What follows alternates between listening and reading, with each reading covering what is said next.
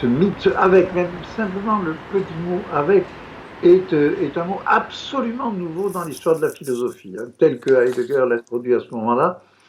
On peut dire vraiment, je crois, d'ailleurs je l'ai déjà dit plusieurs fois depuis si longtemps, personne n'a jamais apporté un exemple contraire, jamais un philosophe n'a philosophé sur le avec.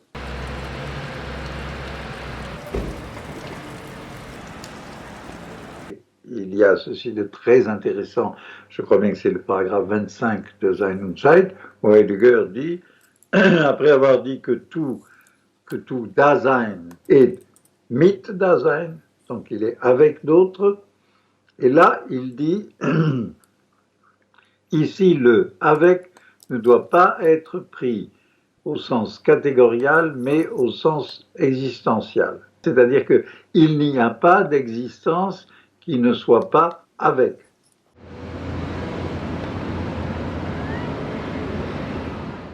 En effet, il n'est pas impossible qu'on soit entré vraiment dans une phase d'auto-dépassement ou une transformation du capitalisme. C'est pas impossible.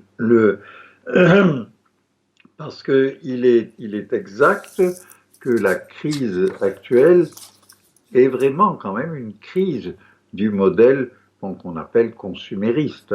C'est-à-dire c'est une crise du modèle de croissance, production et consommation, bien sûr, qui absorbe cette production et qui la justifie et qui la relance. Il y a sans doute là quelque chose qui se coince. Bon, maintenant, je suis en train de finir ce qui sera mon prochain livre, et c'est sur le sexe. Et pourquoi sur le sexe? Parce que, après, c'est longtemps, il m'est apparu que s'il y a une chose qui traîne partout, et qui est dans un état de bordel total, on pourrait dire, c'est le sexe. Le sexe, sortez dans la rue, vous allez avoir 20 magazines qui vous proposent de plus jouir, de tout le temps jouir, de maintenir votre couple, ou de vous permettre au contraire des aventures extra-conjugales. Il n'y a que ça.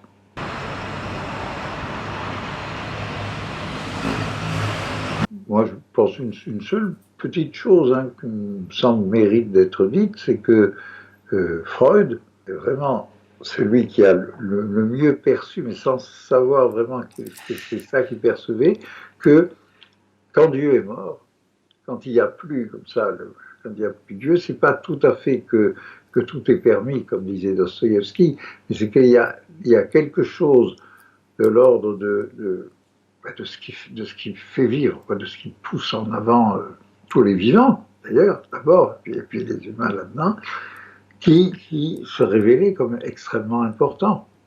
Et donc pour lui, c'est même pas d'abord le sexe, c'est d'abord ce qu'il appelle la pulsion. Freud était quelqu'un qui fait au fond quelque chose de parallèle à Heidegger, c'est-à-dire il essaie de faire un pas à la pensée en dehors de tout ce qui était reçu comme schème de pensée.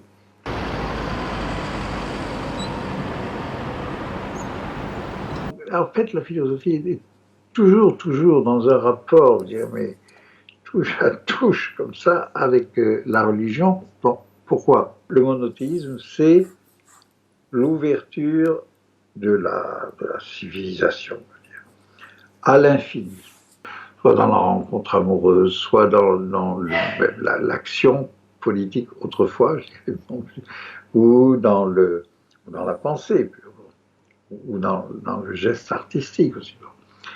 Et c'est ça le christianisme. Le christianisme, finalement, c'est en effet pas une religion de plus,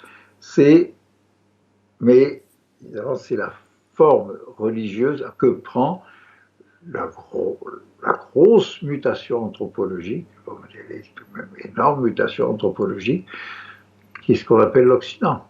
Et on entre dans quoi? On entre tout doucement dans la modernité, tout doucement, mais très sûrement, je dirais, dans la modernité, avec toute la réflexion philosophique qui est chrétienne, mais qui est la philosophie chrétienne, au fond, c'est comme si elle faisait tout ce qu'elle peut pour faire disparaître la religion et pour remplacer par, c'est ce qui se produit, pour remplacer par une métaphysique non religieuse qui peut amener un grand mystique comme Maître Eckhart à dire prions Dieu de nous libérer de Dieu.